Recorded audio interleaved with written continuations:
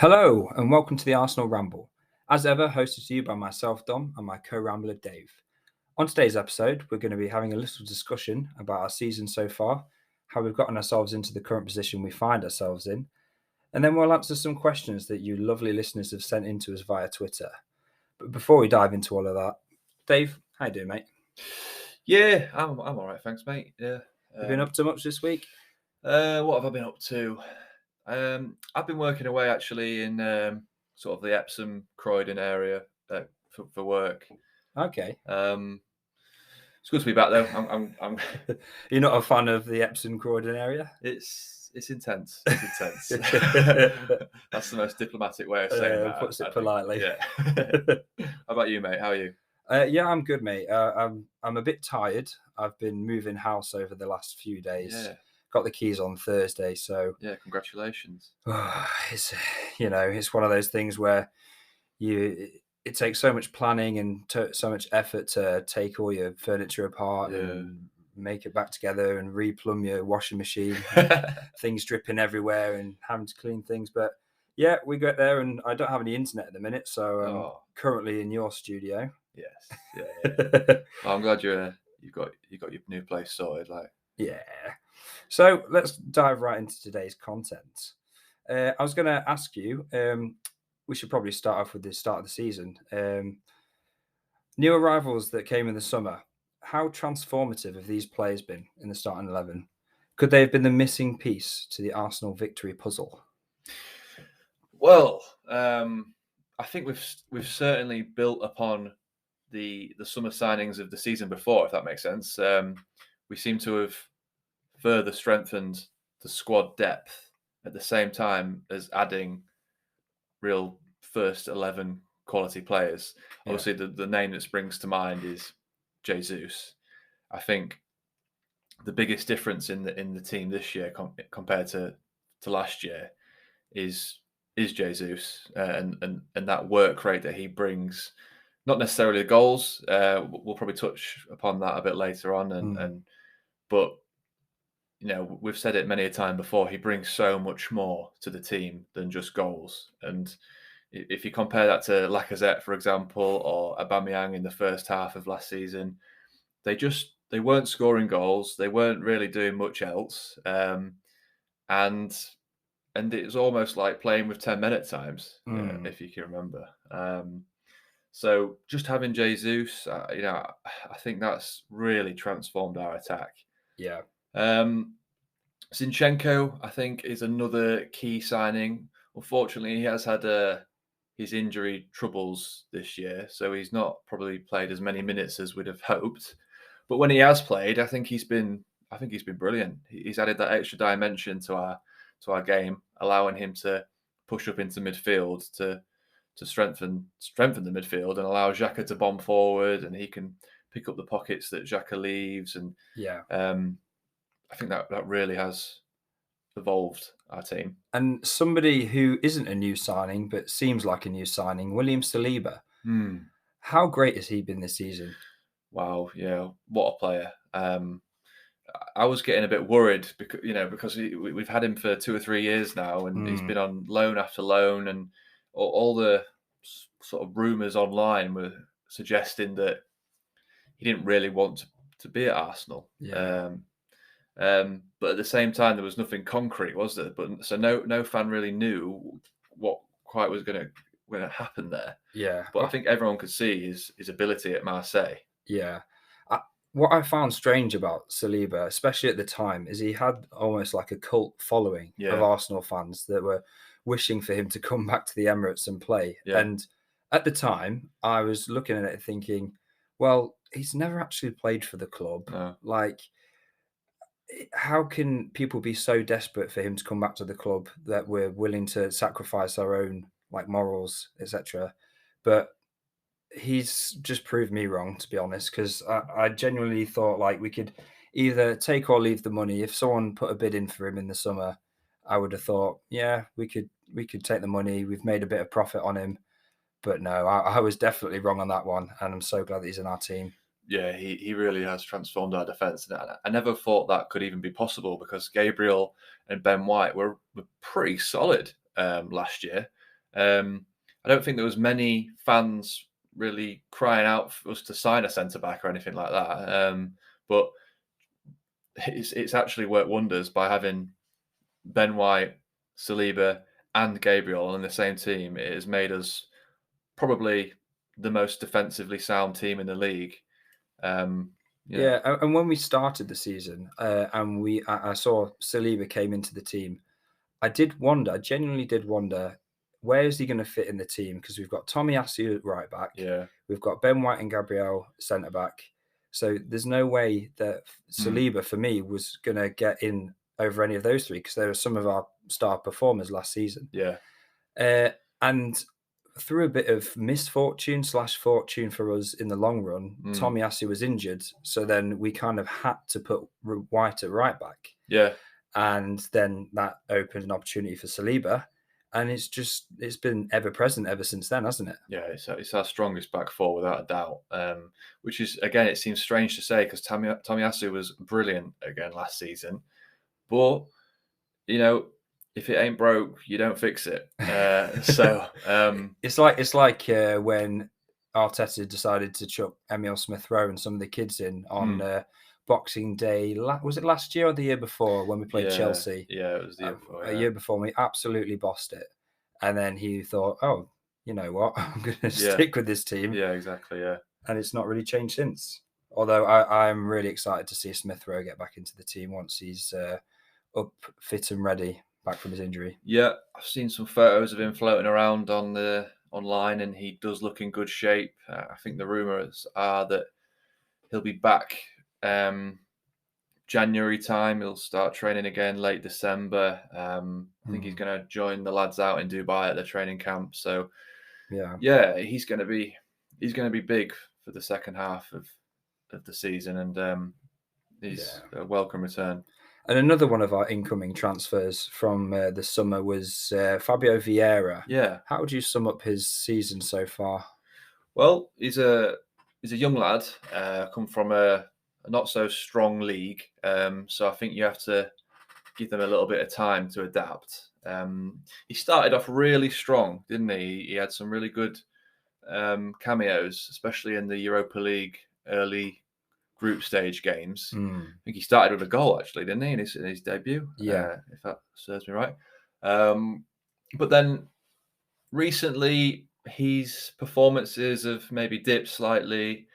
I do sort of feel for him in a way because he has been surrounded by sort of our weaker players in the Carabao Cup, for example, and some of those Europa League games. So I think for a young player like Vieira, he needs to be surrounded by our more senior players and more experienced players. And we saw that actually in the Wolves game when he came on for Xhaka early on. He he sort of took a little bit of time to get into the game, find his confidence, but he really did find his feet and put in a really good performance and actually got the assist for the first goal. Mm, Um, so I think overall, I can see the green shoots with Vieira. I don't think it started as well as he would have wanted to, but mm. having said that, there's plenty of time to adapt. So He definitely strikes me as a player that plays to the ability of the team that surrounded him yeah, on the pitch and in that game that day. yeah, Um, Yeah, he's really impressed for me in especially early in the season. I think he scored like a long ranger yeah, from outside the box, yeah, and it was like, oh, he's arrived, yeah, sort yeah, of yeah, yeah, thing. And you can tell he's not quite got the physicality yet, which is needed for the Premier League. yeah. Although saying that, you have great players like Bernardo Silva who can Mm. jinx about, and he's about what 5'5". It's Yeah, not tall at all. As long as you can use your body and be able to win fouls and be able to create opportunities and score goals, then I guess that's what you're in the team for. But Fabio Vieira, he's been up and down in form, but it's really great to see that he's starting to come into his own, especially in the first team, and that he needs to be getting more chances. And I think whilst Martin Odegaard's in the form that he's in, it's difficult for him to get into the team. yeah. But Martin Odegaard's not going to play every minute of every game, so No, when he's not there, he's a great understudy to have. he's a real good option to have, isn't he? Yeah, yeah. I'm really happy with that signing. I think he's going to go from strength to strength. He just needs time. Yeah. Okay. So which player from the season so far has impressed you the most and the least? We'll start with the most. Well, it's got to be Jesus, hasn't it? Like I said earlier, he's absolutely transformed our team. There's no doubt about it. He may not have scored, bags of goals. I think he's on, is it 5 in the Premier League so far, something Yeah. like that. More than Lacazette last season. Yeah, exactly. Yeah, but it's just what he brings to the team is just invaluable, and it's so good to see. Least, it's a difficult one. I don't like being super negative on anyone in particular.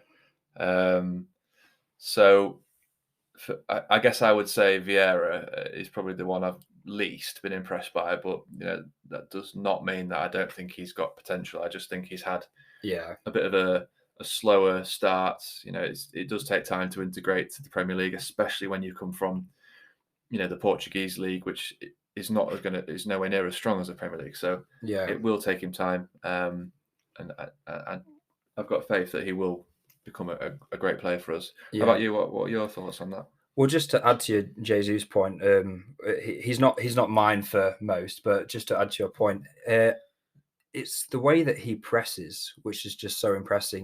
Yeah, He's a facilitator. He allows all of the other players around him to be able to get a lot more of the ball. He'll suck defenders in, pops it off. Then Saka and Martinelli are getting so much more joy in the wings. Odegaard's getting played through. Even Xhaka's making runs forward for marauding runs into the box and scoring. And it's one of those things where his all-round play is so good that he just can't not be in the team now. And I know people have been getting on his back about not scoring, but we just shouldn't worry about that because we're top of the league no, as it stands, and we are scoring, just not him. So I'd much rather be scoring goals as a team than relying on one person. and that's something where we've built on from last season is we're scoring goals all over the pitch at the Yeah, minute. We've got Saliba who's got a couple. yeah, We've got goals from midfield. We've got Xhaka, Xhaka's scoring, Partey scoring, Odegaard scoring, Saka, Martinelli are scoring, and Jesus has actually scored a few, believe it or not. yeah, So we are getting goals from all over the pitch, and sometimes that's the unpredictability that you need as a team. Because if you have got a focal point of a striker, say, I know no one's going to stop Haaland, but everybody knows that's what City are going to try and do. They're going to mm, try and get it to Haaland. So at least there's someone for them to try and pin down and try and mark. yeah, no, Or like Harry Kane, for example. If you nullify Harry Kane, then what else have Spurs got? Maybe Son when he's fit. yeah, But apart from that, they haven't really got much going forward. But when we have an entire team that counter presses like peak Liverpool used to, but then we control the ball like Man City, yeah. it's just a joy to watch, and it's so great.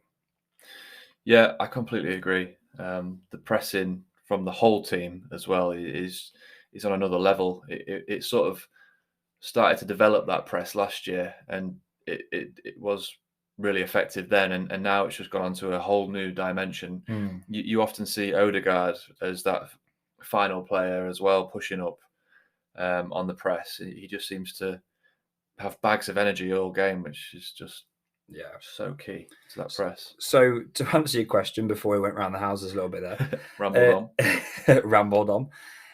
The player that's impressed me the most this season is probably William Saliba, just because I wasn't expecting it at No. all. Jesus was a close second, but Saliba for me, just because he's so dominant and he's so calm and collected on the ball. Like Yeah. anytime a player tries to play a ball through, he's gonna absolutely eat up the ground, beat him to it, shrug him off, win Yeah. the ball back, just calmly play back to the keeper. He's got one or two little mistakes in him, but I think that's his age. He's only 21, right? 21, Yeah. 22. He's 21, yeah. Yeah, so that's going to come with age, and he just looks so assured for his age, and he's going to be an absolute world class player now. Yeah. He's definitely going to be. I would. He's going to be starting for France. I'd hope. Yeah, Uh, it, especially with their injury to I can't remember who is it it was Kim that. Pembe? Is it Kim? It's Uh, one of the centre backs has gone home, I'm not sure, I think. but he should be starting for France, in my Yeah. opinion. Yeah, If yeah, he's yeah. not, then they're crazy. He's been my best performer because teams just they feel like they can't play balls over. They feel like they can't play balls into the box, and then if they try and go down the sides, you've got the likes of White and either Tierney slash Zinchenko slash Gabriel can move out to the left and deal with it as well. Yeah. And teams are scared to attack us. Yeah. It was Varane I was thinking of actually. Yeah, He's not gone due to an injury, but yeah. So I do think he will certainly be playing lots of games for France in the World Cup, yeah, if not starting. But yeah, I completely agree. He's got a combination of pace, power, strength. yeah, and a great song. A great song. Yeah, You can't forget that. you can't beat that. And that was something else I wanted to touch on as well. The atmosphere at the Emirates this season it's like a cauldron now. You go there, mm, and especially what's that army called? The the Ashburton Army. Ashburton Army. That's it. Yeah, Credit to those guys for creating all these songs and making the atmosphere so it's vicious to other teams when they come to the Emirates now because they sit next to the away fans and you can yeah, see them constantly singing and constantly getting the yeah, crowd up, and it's great because it makes for a great match day experience, yeah, and everyone's singing, everyone's chanting, the team are up, the team are getting confidence from the fans that are singing and chanting all game, and it's something that we didn't see in the last few years. Well, we did see it last year, yeah. but in say pre-COVID, we didn't see an atmosphere like that. No, you're so right to give them props actually. So yeah, big shout out to Ashburton Army because even when we was at the Brighton Carabao Cup game a few weeks back, it's probably the least exciting game you could go to. Let's be honest. Yeah, It's cheap tickets, so it does attract like a different type of crowd. And even then, when we're 3-1 down, they're getting the crowd going. They're trying to nullify the Brighton away fans from singing, and it really, really does just add to that Arsenal atmosphere and helps lift the team. yeah. So yeah, big props to those guys. It's almost like seeing foreign fans, like when PSV came to the Yeah, Emirates and they were losing and they're all swinging their scarves around. yeah, Ooh, it's yeah. It just and boosts the morale of the team, doesn't it? Yeah, that's what we need from our fans, and yeah. it's so good. So I was going to ask you, what do you think was our best performance of the season so far? Best performance. Phew. I'm gonna have to say, although this is the best performance for me was the game against Liverpool. Okay, We came out the blocks quick. We scored that early goal. Yes, we went behind a couple of times, but for me, and it's more results based than performance based, I will admit. But to finally get a win against a Liverpool or a Man City type team was just a bit of we've broke that tradition of constantly losing to those teams for the last God knows how long. yeah, So it really was a nice sort of, I don't know, just a little checkpoint to reach to try finally get one over on that sort of team and really stamp our authority yeah, as a top team again in the Premier League. And don't get me wrong, the performance was still world class. We deserved that win. But yeah, for me, it'd have to be Liverpool game. What about you? So for me, it's kind of the other end of the spectrum. Yeah, It's more we were having a bit of a difficult period, and the people were starting to ask questions of Arsenal. We had a draw against Southampton, yeah, followed by a loss midweek against PSV in yeah, the Europa League, and the doubt was starting to creep in. And then we went out and blasted Nottingham Forest away 5-0. yeah, And it was one of those just kind of, right, yeah, we're still here, like, shut yeah. up kind of thing. Don't forget about Don't us. forget about Yeah, us. We've had a bit of an off period, but yeah, we've still got the quality to be able to mm, blast teams away like that, especially as the weekend before they'd just beaten Liverpool. mm, So the narrative pre-game was, oh, this could be a banana skin for Arsenal, yeah, but it really wasn't, and we showed our quality. And it was a close second for me, the Liverpool game, and then third probably the Spurs game, yeah, just because of the magnitude of the games. But for me, purely performance based, it was against Nottingham Yeah. Forest. I think that just shows how well we've been playing because there's There's so many so many to games you choose could pick from. from. I mean, there's this Chelsea we've not even mentioned. Yeah, There's there's so many games where we've put in absolutely brilliant performances. yeah. And I think with the Chelsea game, the performance was great, but I think the only thing that let that game down was the lack of goals. We could have Hmm. scored a few more goals and it would have been more comfortable and it would have looked a lot better for us, especially as the goal came from a corner, which was, really badly defended. Yeah, But in terms of the whole game itself, we controlled that game from yeah. start to finish. We controlled the game. We were away at Stamford Bridge. Yeah. We deserved the win at the end of the day, and it Yeah. was nice to see Aubameyang sat on the bench crying. So, Yeah, he'll have to get a different tattoo, won't he? Take me back, Arsenal, please. No thanks. No. So, what Actually, sorry, I had my worst performance of the season worst as well. performance? Yep. Okay. Uh, Oof, we've not really had that. Even the game that we lost against Manchester United, we played well. we played well. Yeah. And but I don't think you'll disagree with me on this one. But I think it's got to be Leeds, hasn't it? Yeah. I know we won the game, but we just did not turn up that day. Yeah. And we really rode our luck, to be honest. And I don't think we even deserved a point on that day. No, I think that's probably the first game, well, the only game the whole season where I felt like we absolutely did not deserve to even get a Even get point a or point, anything yeah. because we were really, really bad, especially second half. We just looked so ragged. Yeah, They were running rings around us. I think it was when Bamford came on and he put the ball in the net pretty much straight away. Even though yeah, it was disallowed, we just looked rocked. yeah. And Ellen Road was up, and we just never really got back into the game. But No, because we'd scored in the first half, we didn't really. I'm not saying we didn't need to, but we didn't need to score, so we could be solid at the back, and everyone did their job at the end of the day. they did. Yeah, yeah. Their press that day really was causing us problems, and it sort of put the fear in a lot of the players, and they didn't really want to try anything too adventurous, which is strange for Arsenal because we normally can sort of get our foot in the game now and sort of bypass that. But Mm, there's something about that particular day where just was not gelling for us. So that would no. definitely have to be the worst performance. But we got the 3 points, so Yeah, but then the sign of a great team, and also every title winning team has those days yeah, where they just don't turn up, but they still get the 3 points. exactly, And yeah, if we're gonna even think about maybe challenging for the title one day, we need to have those sort of performances yeah, along with consistent performances against the lesser teams and winning comfortably as well. yeah. No, you're spot on.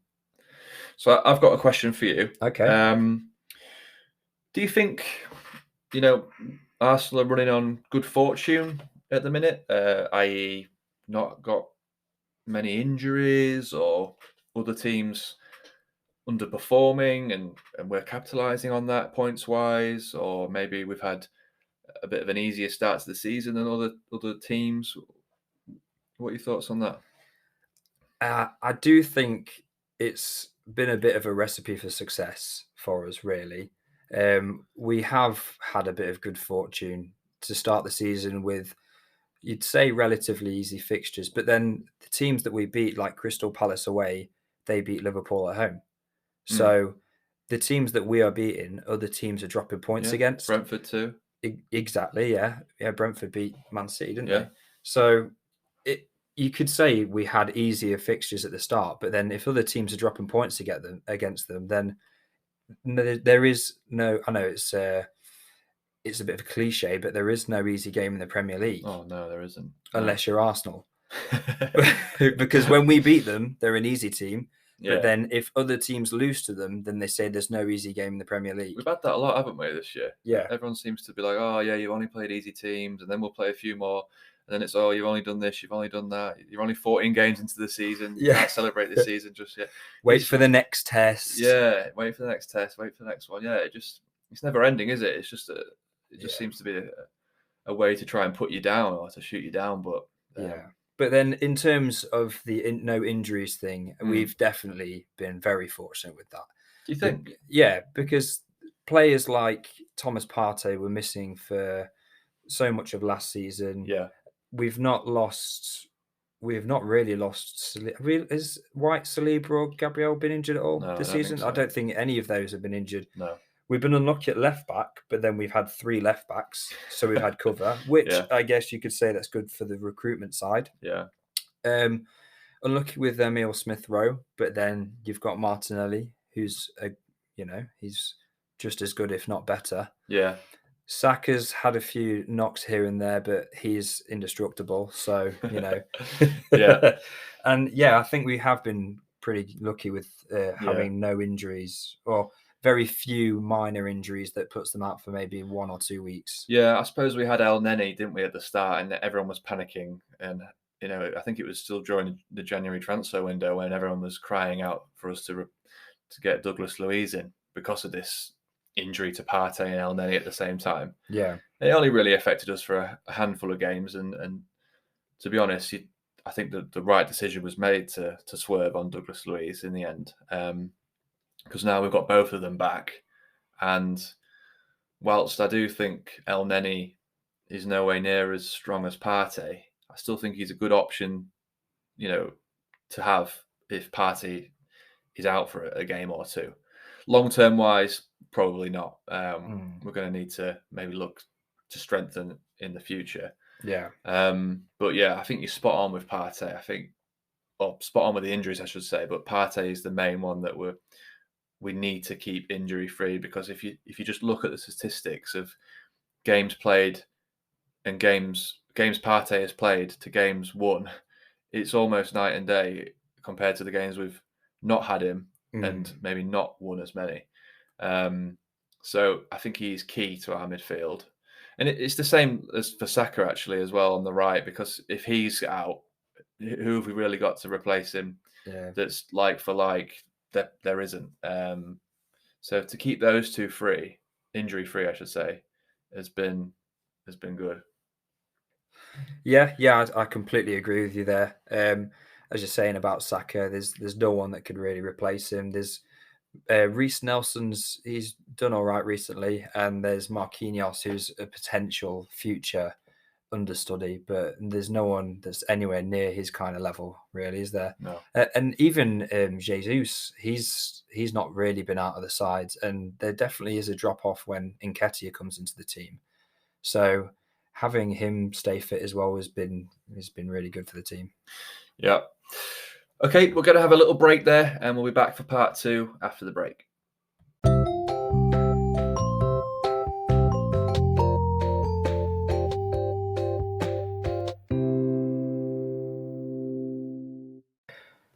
Welcome back to the Arsenal Ramble, where we continue to ramble on, but this time about your questions you've sent to us on Twitter.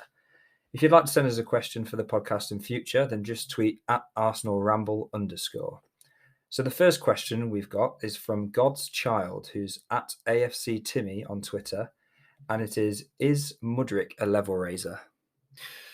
Is Mudryk a level raiser? Well, it's hard to argue that he'd get in the team over Saka. I don't think many players could get in the team over Saka. But at the same time, we haven't really got anybody else on the right at the same level, or at least within touching distance of Saka. So I do think that we need to strengthen in that position without a doubt. And so, yeah, I think he's a level raiser. Yeah, without a doubt. It depends what they mean by a level raiser, because if it is he a level raiser in terms of strength in the first 11? I think probably not. Yeah, But is he a level raiser in terms of strengthening the squads? yeah, Then absolutely.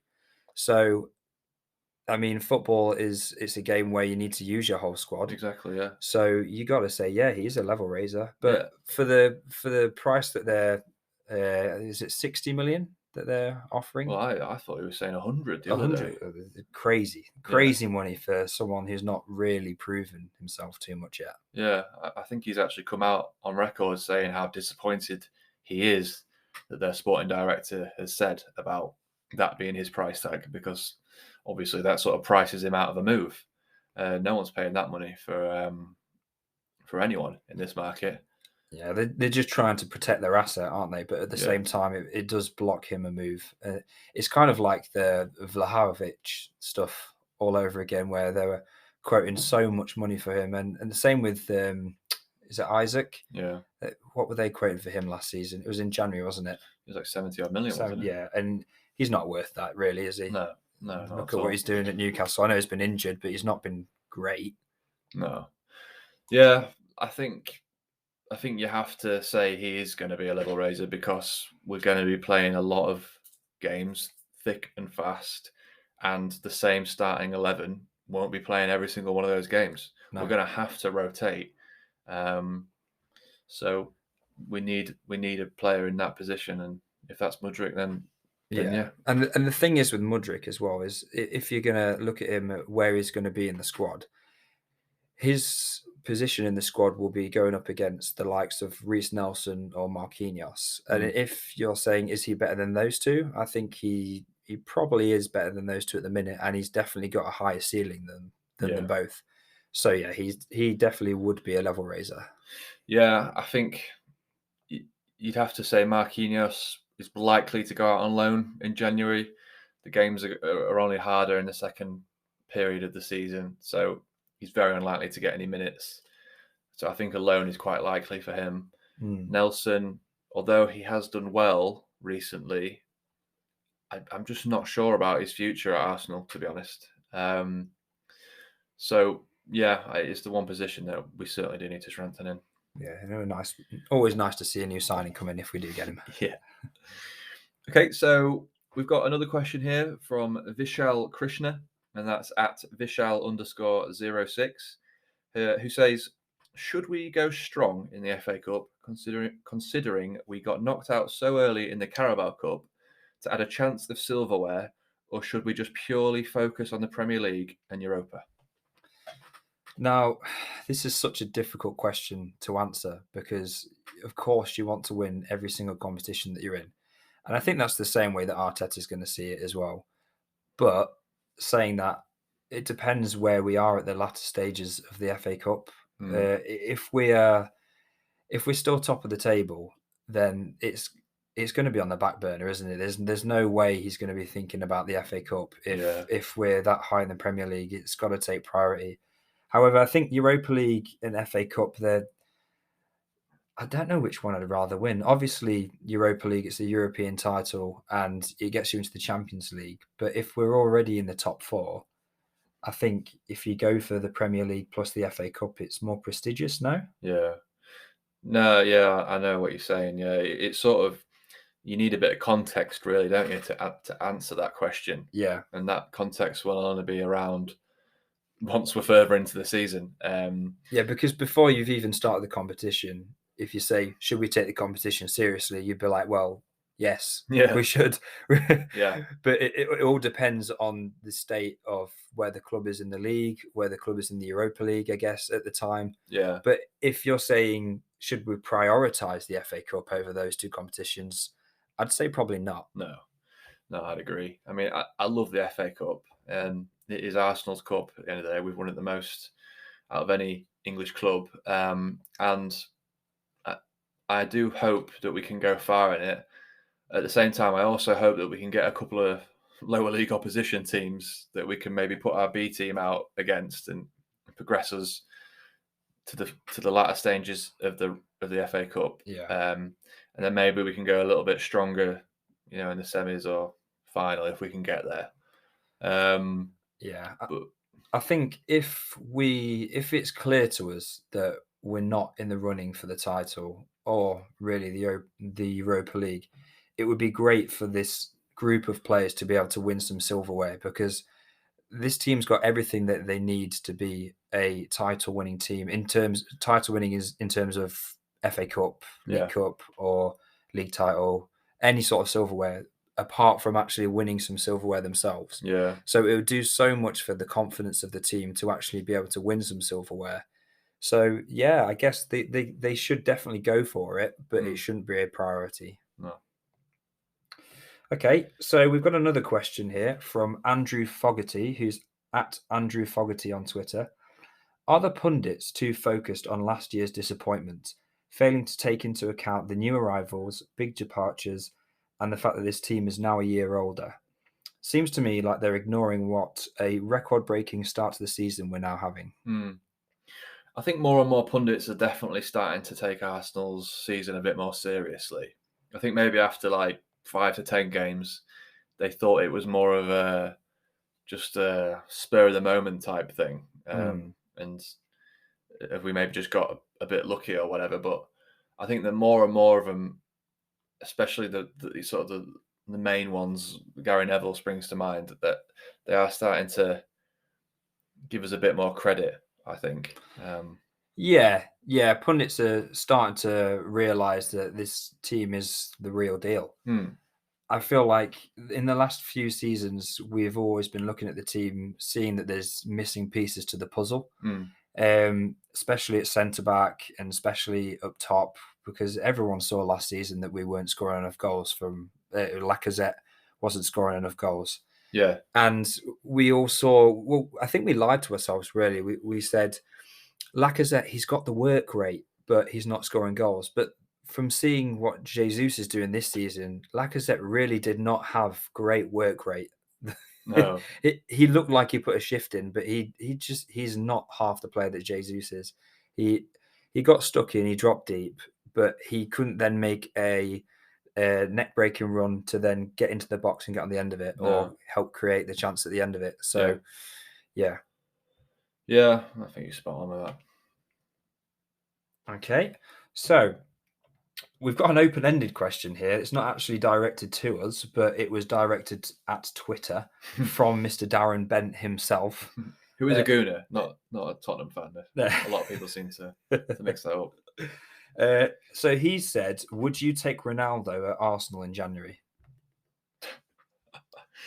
No, that's the simple answer. But no, I mean we've been there, done that. We've had an aging player that caused unnecessarily drama in the dressing room and um, Bit of a prima donna. a prima You don't donna. need Yeah, that on your team, especially when your team is full of young players that they all want to play for each other.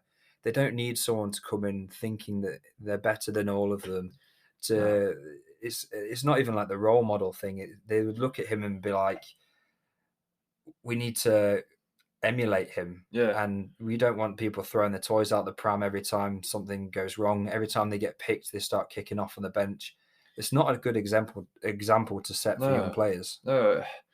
Yeah, I mean, he even go in that interview. I don't know if you've seen it with Piers Morgan. He even Mm. goes into detail about how he he likes to be the role model at Manchester United and set an example for the younger kids. And he feels like respect isn't given back to him. But by going and doing this interview and slating all of your peers and the club and the senior figures at Manchester United, you're basically doing the exact thing that you're claiming to be. You're not being a role model, is what I'm trying to No, say. you're doing the opposite, aren't you? Yeah. So he's he's being really he's being a hypocrite, basically. Yeah. It's so strange as well because if you'd have asked not just any Arsenal fan, if you'd have asked any fan, maybe at the start of last season, would you take Ronaldo in your team? Every single team would say absolutely. Mm, Even Man City wanted him before they got Haaland. And it's like one of those things that is such a fall from grace for him. He's ruined his legacy at United now. mm. Most fans at United, they don't want to hear about him anymore. They just want to. He'll be gone soon, won't he? Yeah, I saw them taking the mural off. I don't know if they were just redecorating, but they're No. taking a mural of Yeah, Cristiano Ronaldo off the side of Old Trafford. yeah, It's just it's a shame from a footballing perspective because he is an iconic footballer. However, it's hilarious because it's happening to Man United. yeah. I know what you're saying. Yeah, but he'd be the last player I would want at Arsenal right now. Yeah, The last. it goes against all of the ethos of what Arteta's brought into the Mm, squad since weeding out all the bad eggs, and Yeah. players like you got players like Aubameyang and Özil and Yeah. all these older players that thought they were better than they are. They could play football well on the day, but they just were not great role models at all. Exactly. So no, Yeah. I would not have Ronaldo in our team. Such a backward step. So that brings us to the end of our questions, unless you've got any more. Nope. No No, more no, questions for no me. more questions. No. We're going to do a little bit of a World Cup preview now. Talk about the World Cup as it's starting on this Sunday. Yeah. Yeah, starting on this Sunday. A blockbuster fixture, Qatar against Ecuador. Which Oof. have you heard that there's been a bit of controversy about this? That the Qatari nation had maybe bribed the Ecuadorian players. I think the figure was 7 million to lose 1-0 in the second half. Wow. Well, I hope that's not true, because that would be corruption at its finest. But as we know, FIFA are pretty renowned for that. Don't know if you've seen the documentary on Netflix at the minute, but I've only watched the first episode, and it is really quite eye-opening Yeah. how corrupt FIFA were and probably still are. But yeah, I mean, I'm all just looking forward to watching the opening ceremony personally than the actual game. Yeah, it will be a bit of a strange one. What do you think about so Qatar in their bidding plea, they promised that the fans would be able to drink beer, Well, and now they've just rescinded that. Like, yeah, how backwards is that? that is. I sense something dodgy there. It is sort of like a promise to almost disguise to fans how good it's going to be, and then last minute, to me, it seems like this was always part of the plan. If you know what Yeah, I'm saying. Um, Last minute U-turn on your decision to allow alcohol, before it's too late. Then yeah, everything's already everything's already organised. It's organised. literally happening this weekend, so it's like they Yeah, can't not play the World Cup. But no, the thing is, like, I guess every country is entitled to their own laws and things like that. But if you've actually made it in your bid that you're going to allow foreign fans to be able to mm, drink alcohol in certain areas, yeah, then you should honour that. exactly. I mean, I know it's quite an English thing to say, but football and alcohol and beer just go hand in hand. Oh yeah. So I know it's the same for a lot of countries. I know we have to respect their cultures and things like that. But at the end of the day, this sport is for everybody, and that's the whole point of the World Cup. It's all different countries coming together, um, and I think to take that away is is huge. I don't, Yeah, I, they've made false promises essentially, and now not lived up to them, and it really is a shame. yeah, But we're all going to watch it regardless because we love watching football, and Arsenal's not around for the next 6 weeks, so we've got to have our fix, haven't we? So yeah. let's get on to a footballing question then about the World Cup. Who do you think is going to be a dark horse in this competition? Oof, that's a good question. Um, you know what? Dark horse. I do quite like Denmark. Denmark. I do like Denmark. They played really well against England at the Euros. Um, They beat France last time they played. yeah, I really do like the Danish team. Got some really really good players. I've got a feeling that they could go quite far in the tournament. I'm not quite sure who they've got in the groups actually. So No, I'm not too sure either, to be honest. I'd have to look that up. no, who are you But thinking? my dark horse would be Uruguay. Uruguay. Yeah, I think they've got some good players in there. They've got Valverde, as I spoke about Yeah, on the Torreira. last pod. So yeah, Torreira. I don't know if has he been selected, Torreira? I'm actually not sure, to be I'm not honest. sure, but they've got Darwin Nunez. Yeah. Um, and it's just one of those teams that South American team. They play a bit dirty. They wind teams up, and yeah, I'd have Uruguay as my Mm, dark horse team. Um, so moving on to the England team, yeah. what do you think about Gareth Southgate and Do you think that he utilises his players the way that an elite level manager should? Hmm. I mean, it's hard to argue with a semi-final and a final in your last two major tournaments. You know, you have to be doing something right to achieve that. But at the same time, I do feel like England have got a lot of strengths that they're not quite utilizing the way they could. The prime example for me is maybe at right back. You know, we've got someone with Trent Alexander-Arnold's ability, and we all know he's got his deficiencies, i.e., defending. Mm. But he's also, you know, one of the best passers in the Premier League, and he's got so much more to his game than just the fact that he maybe he's not as good as a defender as others. Um, so I think like the fact that there are certain formations that could accommodate this and still allow for free flow in attacking football, Mm. for example. Do you think he sets up too defensively? I think, yeah, I think the fact that he's always played with Rice and Phillips Mm. as a two, um, similarly to West Ham, they play with Rice and Sushek in the Yeah. middle, and I think like how Arsenal play, we just have the lone number six, and it allows Xhaka to bomb forward.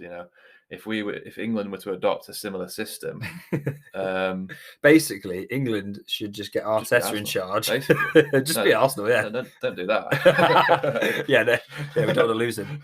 But to be honest, I think that he needs to play a bit more aggressively against the lower teams. Yeah, Not to disrespect any teams, but no, if you're playing against a team that has like a low block, is quite a defensive team, you shouldn't really be starting with two centre defensive mids. You're not going to break teams down like that. I, no, I get it in the big games yeah, against Germany and France, Spain, etc. yeah, You want to have a bit more solidity and get a foothold into the game. But yeah, I'd like to see him just yeah. He does seem to have a lot of faith in some of his more experienced players like Maguire and players like that, and Henderson, which might not necessarily be that in form. I don't think is yeah, unfair to say. yeah. He's never really picked on form, has he? He's always picked on players that he just likes, Yeah, players that have played well for him before. And to be fair to him, as you said, in a semi-final and a final, it has kind of worked, and we've just been a bit unlucky in those games. yeah. But for me, I would not have Harry Maguire anywhere near the England squad. Who would you have as your centre backs? I'd have Stones, and I would have. I want to say Ben White, Yeah. just because I know he's been playing at right back this season, but I think he's miles and miles ahead of Maguire. Yeah, oh, yeah. You see, that's why I kind of say more of a back five for me, because then we could have Trent as the right wing back. Oh yeah, and Uh, give him license to go forward. You yeah, say, yeah. White as more of a right hand side centre back. Mm. Then put in your other centre backs. Um, I don't know. I just feel like that could just open up a different game for England. But Yeah, it's but then at the same time, I don't think Eric Dyer should be in the team either. So it's like if they're starting with Eric Dyer and Harry Maguire, I will be a bit nervous I to think watch the I think games. we're guaranteed to see one of them, unfortunately. I think we're guaranteed to probably see both at some point. But oh well, as long as our boy Saka's starting, that's all I he's care about. he's got to be one of the first names in the team sheet for me. Yeah, you'd say Harry Kane's probably first name on the team Yeah, sheet, yeah, as much as it pains me to say it. But when he yeah. plays for England, then yes, Harry Kane. But yeah, Harry Kane, and then you'd say probably Saka Yeah, Saka, and Kane. Sterling. He likes Sterling, but He it's likes not. Sterling. I don't like Sterling. Yeah. I think I do not. I think he's just so wasteful on the ball. Mm, He was actually really good for us in the Euros. I'll give him that. yeah, Um, but I just think he's at Chelsea now. He's not played well for them at all this year. He's out of form. We've got Foden, who's in form, banging in goals for City. mm, Saka, the same for us. I think those three with Kane is just going to be a really really good top three. Yeah. Um, Do you think he might try and play Foden more centrally? he could do, yeah, because you know that could be one option, and then have his favorite still. And I think that probably is most likely what he will do. Y- Yeah, but then you never know. He might bring on Mount and just rotate other players. But Yeah, he it's good likes that we've got so many attacking options in the England team now. Grealish as well. Although he's not played particularly well this year, but Yeah, for City, but yeah. I think we've got pretty good position players in every position for England, apart from centre back. So hmm, I do feel quietly confident about the season this World Cup, especially the group that we're in. I think we should. I'm not going to jinx it now, but we should breeze through that group. Iran, I'd never heard of any of their players, to be honest. they've got a couple of good strikers, I think, that play for um, fairly decent teams. Apart from that, though, um, not very household names. No, and then USA have actually got a fairly decent team Hmm. with a fair few Premier League players in Basically, there. the Leeds team, isn't Basically, the it? Leeds team with Christian Pulisic as well, and then you've got Wales as well, and that's just Gareth Bale FC. Yeah, He might take a break from doing some golf and bag a hat trick against England. Hopefully not. yeah. You'd like to think we were going to top that group, but this is England, Anything can happen. and those last friendlies. Well, they weren't friendlies, were they? They were National League, Nation League. I can't Oh remember what you call it now. whatever that competition What is. glorified friendly competition was is. We didn't play very well in it, No, and we got demoted. So that they were our last games, and so we're not exactly brimming with confidence, are we? From no. that, but Oh well. So I've got one last question for you on the World Cup. Is it coming home? I don't want to be negative, No. but no, I don't think it will come home. Unfortunately, I will be No? singing the song. Don't get me wrong. Okay. Uh, Who do you think is your favorite? Not your favorite, but who do you think are the favorites really? um, I've seen a lot of people singing Argentina's praises, thinking they're favourites, but I don't quite see that one. For me, it's Brazil. Brazil. I think they've got an incredible squad with strength in every position. But then France as well, obviously, similar. They've got real Yeah. good strength. Strength and depth in Strength the and depth. French Yeah, squad is just disgusting, isn't it? yeah. Really. I'm looking forward to seeing Saliba actually play for France. I can't wait to see that. Seeing it would be good to see him against some of the world's elite as well, because at the minute he's playing in the Premier League, he's playing against good strikers, Mm, and he has played against some of the best. But to see him go up against the likes of maybe Messi, play against like Neymar and yeah, Jesus, it would be really good to see. to see him on the world stage. Yeah, I've got a feeling that he's going to play really, really well, and just sort of, at each major tournament, there's always that one player or a couple of players that stand out and really make a name for themselves. Yeah.